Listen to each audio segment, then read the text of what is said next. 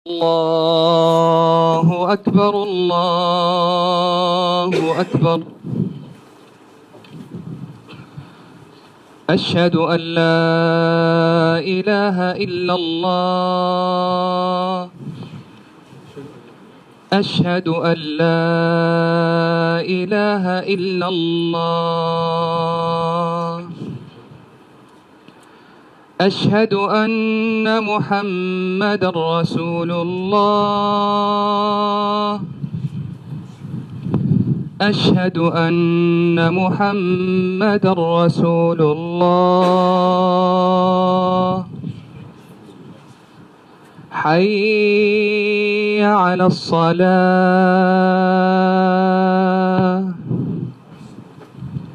حي على الصلاة.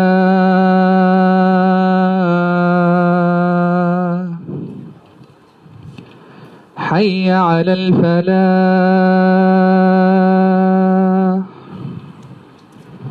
حي على الفلاح. الله أكبر الله أكبر. لا إله إلا الله.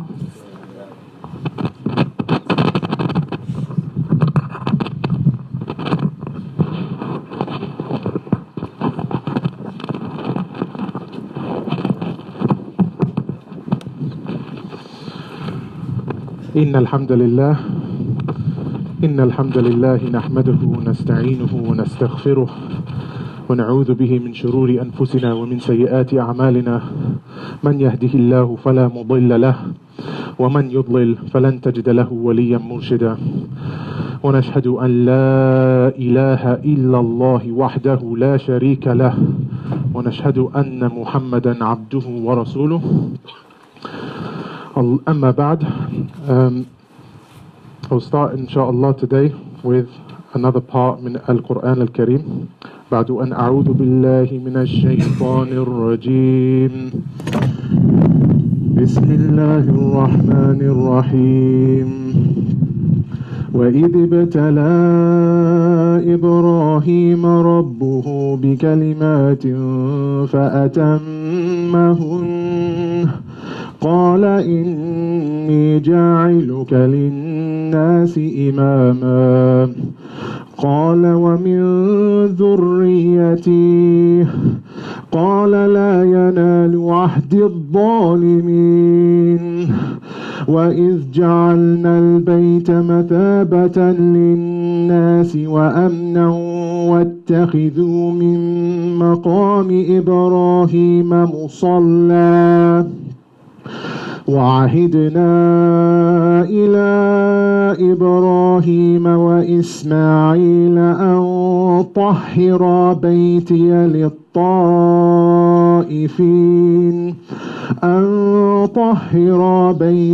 للطائفين والعاكفين والركع السجود. وإذ قال إبراهيم رب اجعل هذا بلدا آمنا وارزق أهله من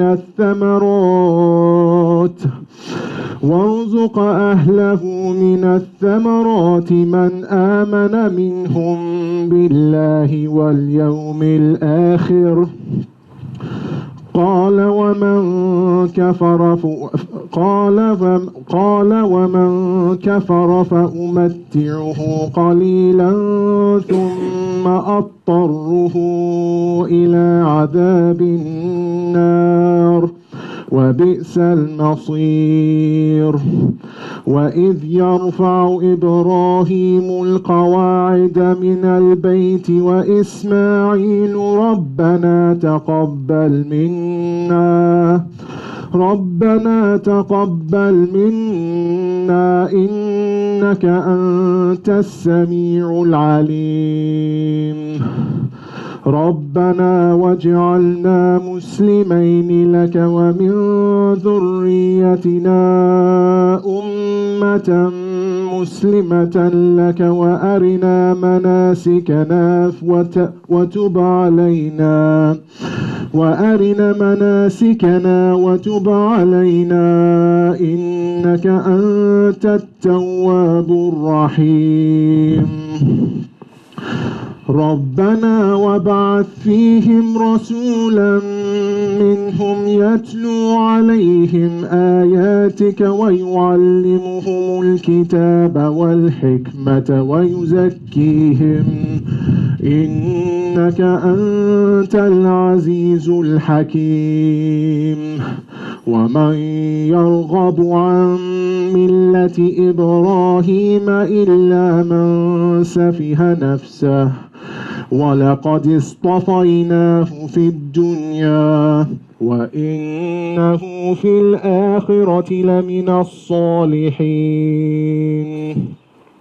إذ قال له ربه أسلم قال أسلمت لرب العالمين ووصى بها إبراهيم بنيه ويعقوب يا بني إن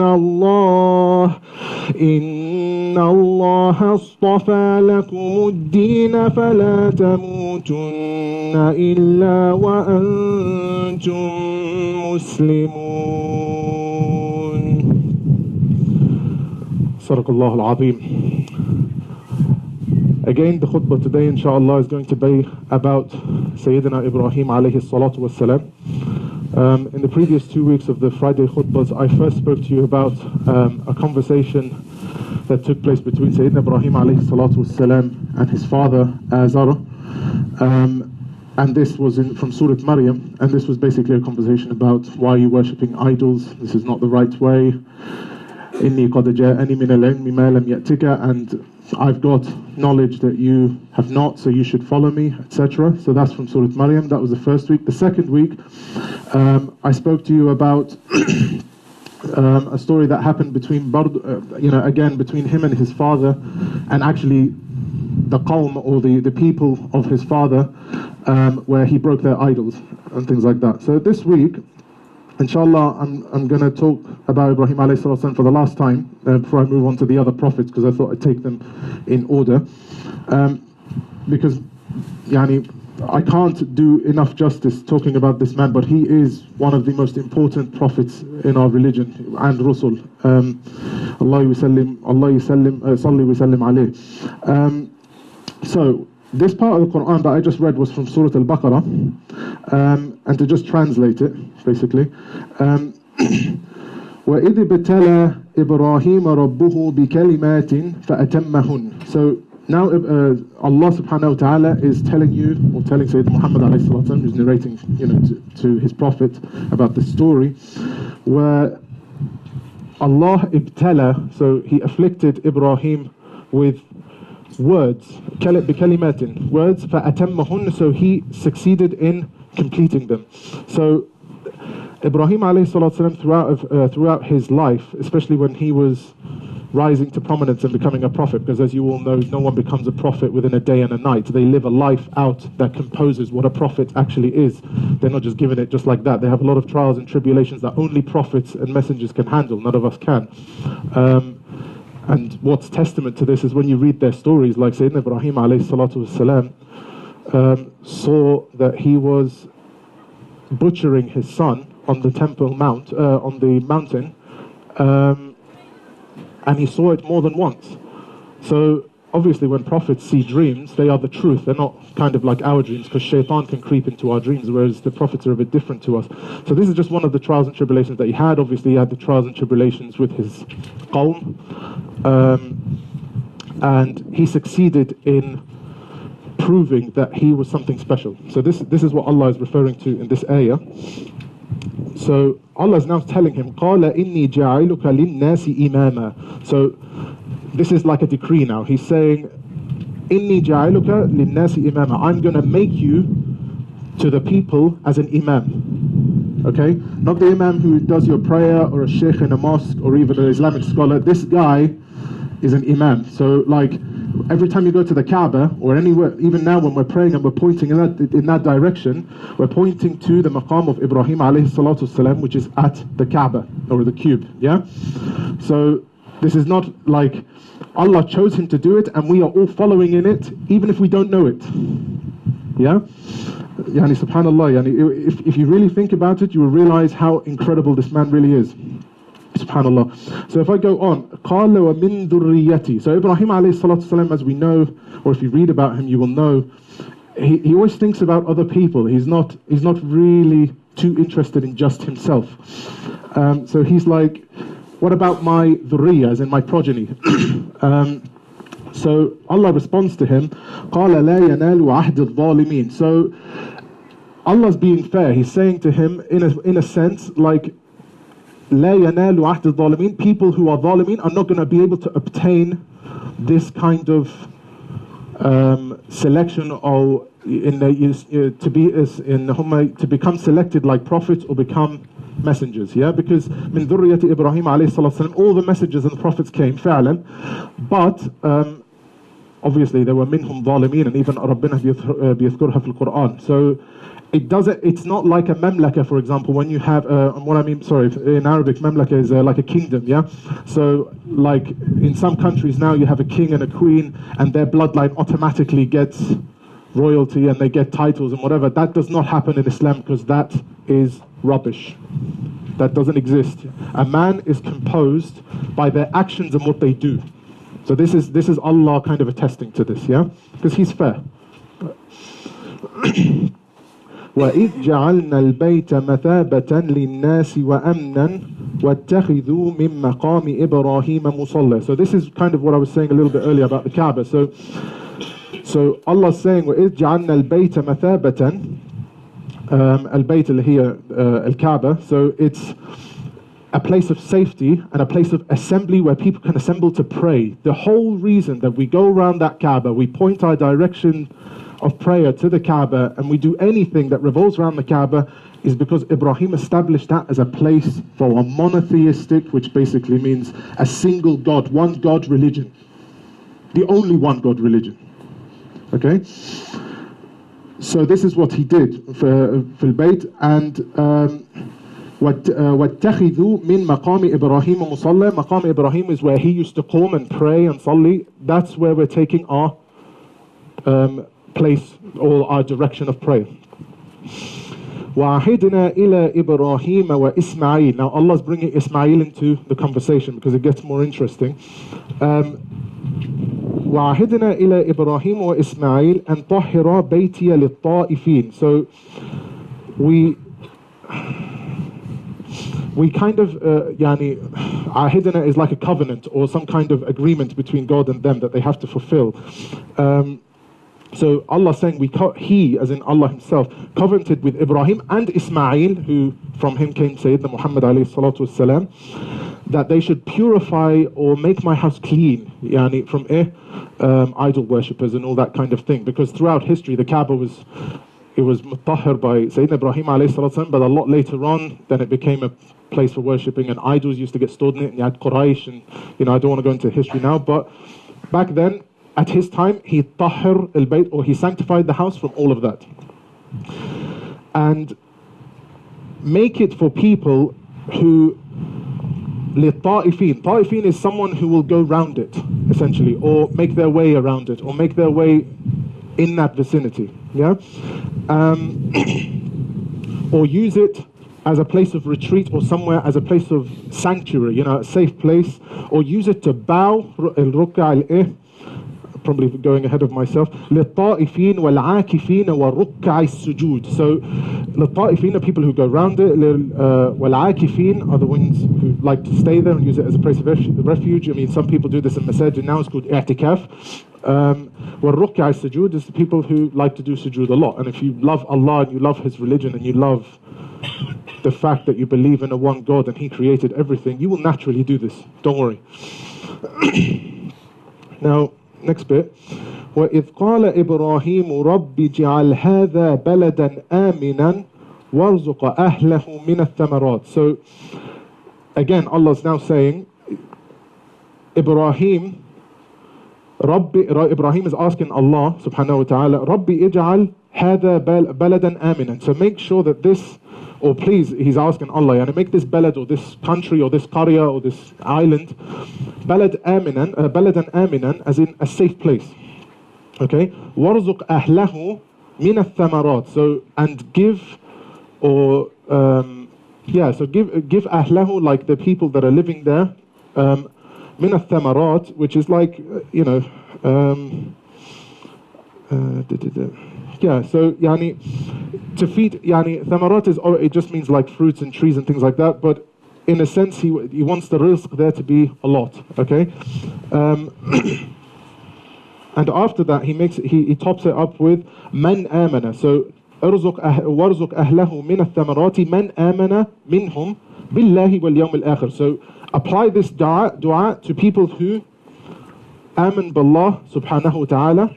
So they believe in Allah subhanahu wa ta'ala, wal yawm al-akhir, so the last day, which is the day of judgment. So this is kind of min arkan al-iman. And to go on, قال ومن كفر فأمتعه قليلا ثم أضطره إلى عذاب النار وبئس المصير.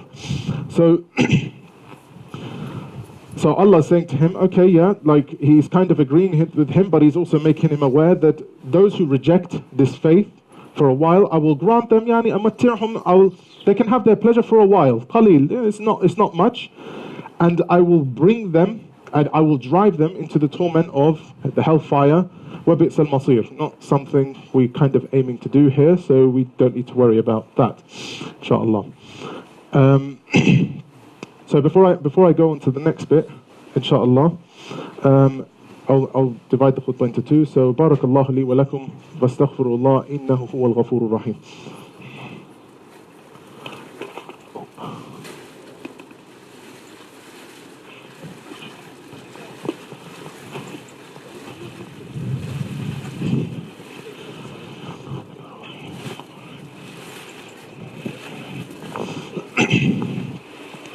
Bismillah ar-Rahman ar-Rahim. So now going on to the next bit of the Quran that I just read to you from Surah Al-Baqarah, which is like now ayah 127.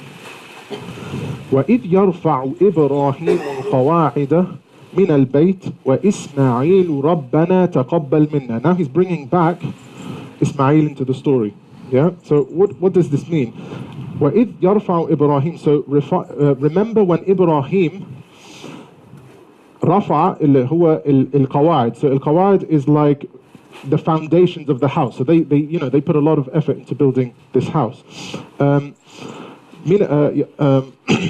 القواعد من البيت وإسماعيل. So he's including Ismail in this statement.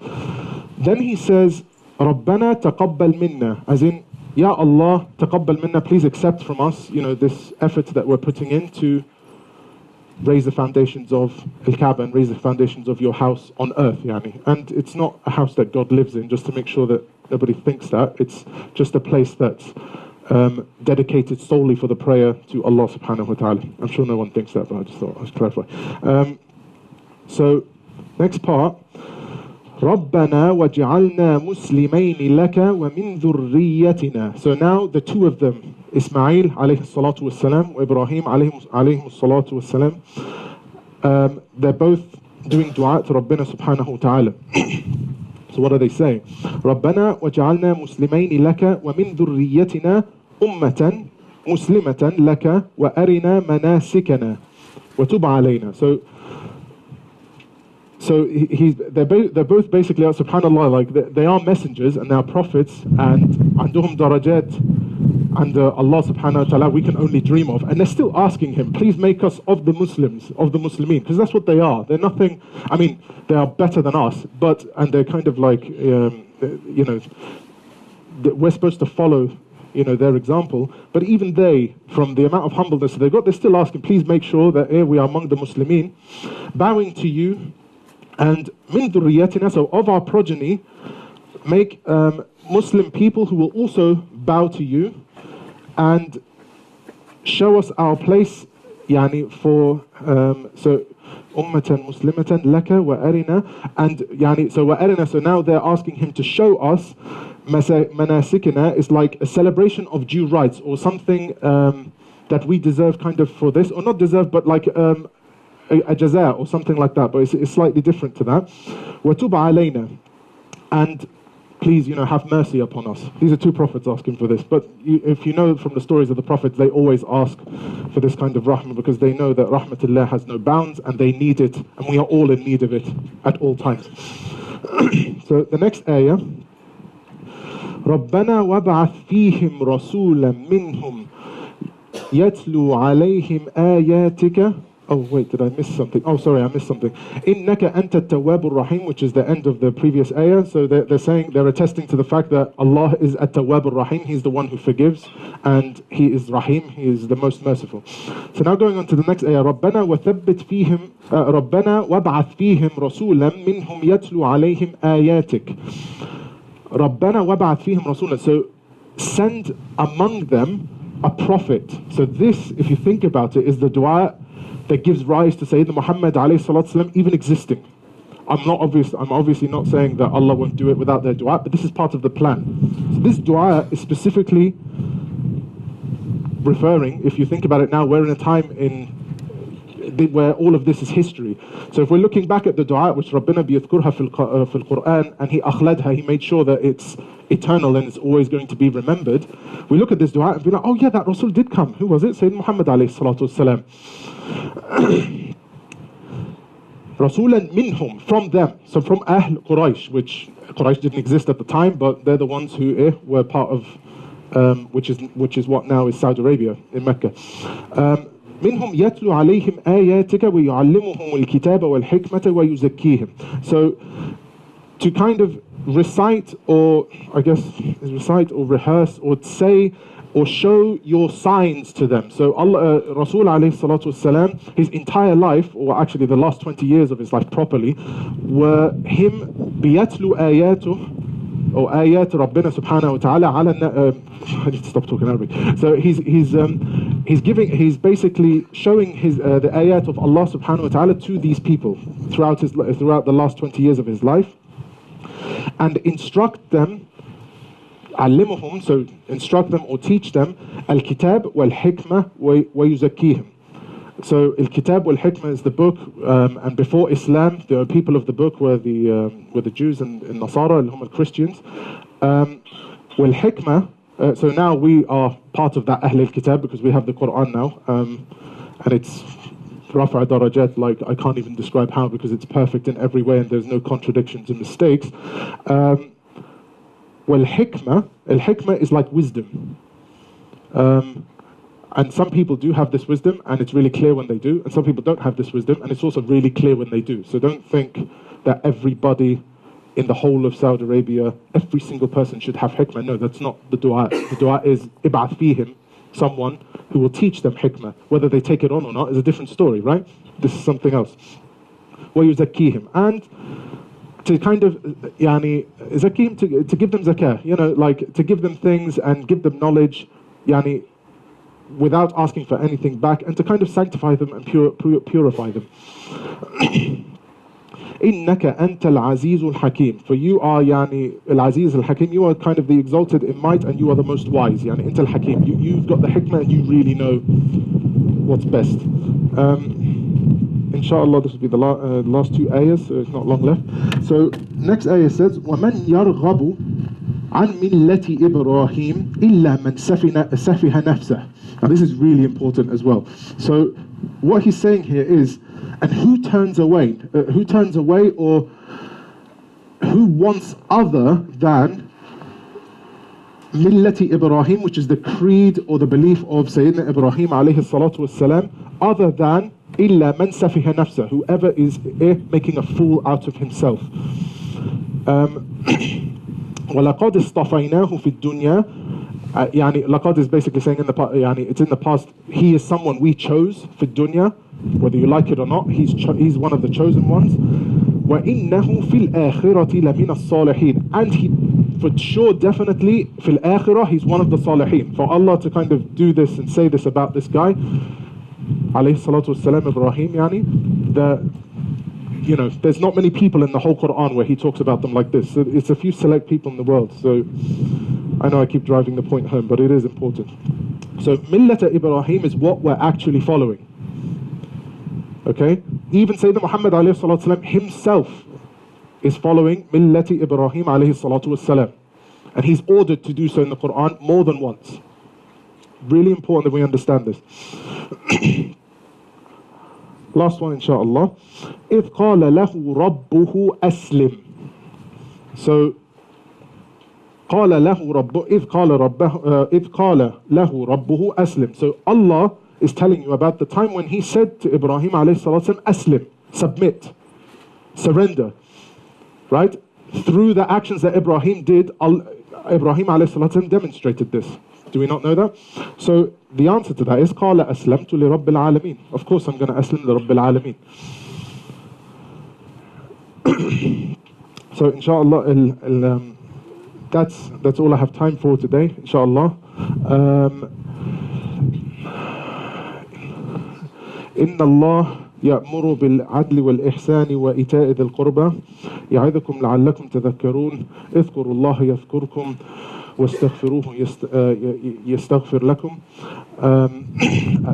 اللهم اهدنا فيمن هديت وعافنا فيمن عافيت وبارك الله فيما أعطيت وقنا شر ما قضيت إنك تقضي بالحق ولا يقضى عليك اللهم اغفر لنا ذنوبنا بما قدمنا وبما أخرنا يا رب العالمين وأقم الصلاة.